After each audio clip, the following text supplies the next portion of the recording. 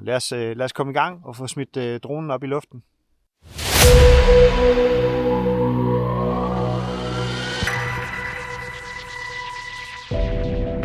Så er der sgu kommet sne i Danmark, og det er sindssygt smukt.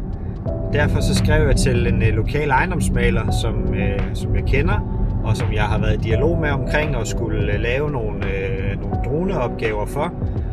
Og spurgte ham, om det ikke var en unik mulighed, hvis nu han havde nogle boliger, der ville gøre sig ekstra godt i et snedækket landskab.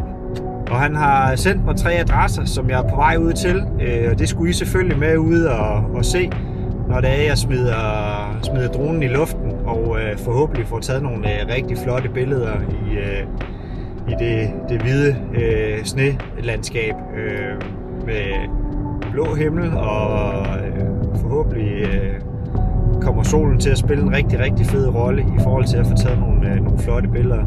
Men jeg er på vej afsted, og lad os se at komme derud og få dronen sendt i luften.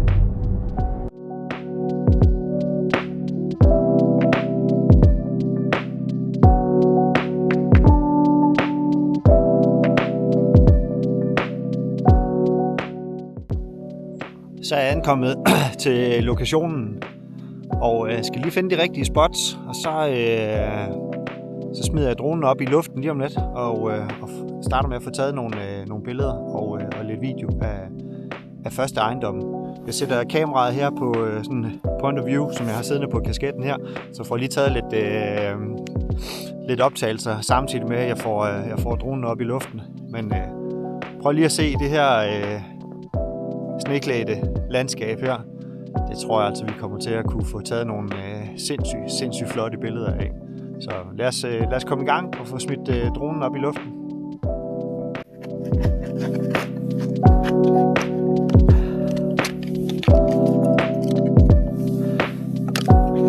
Vi prøver lige uden ND-filter til at starte med.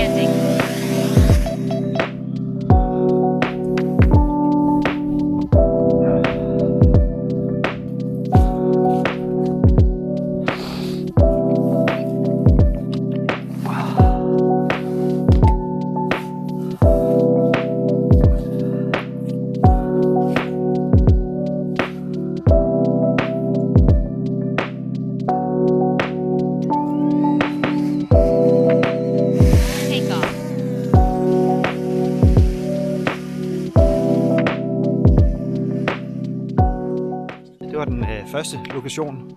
Det synes jeg blev meget fint. Jeg glæder mig lige til at se dem på computeren bagefter. Der er ingen tvivl om, at det her hvide vintervejr og det her klare blå himmel, solskin og så videre, det giver nogle helt fede muligheder for nogle unikke billeder. Så på vej videre til næste lokation nu her, det er heldigvis gåafstand. Så lige om lidt, så sender jeg dronen op i luften igen.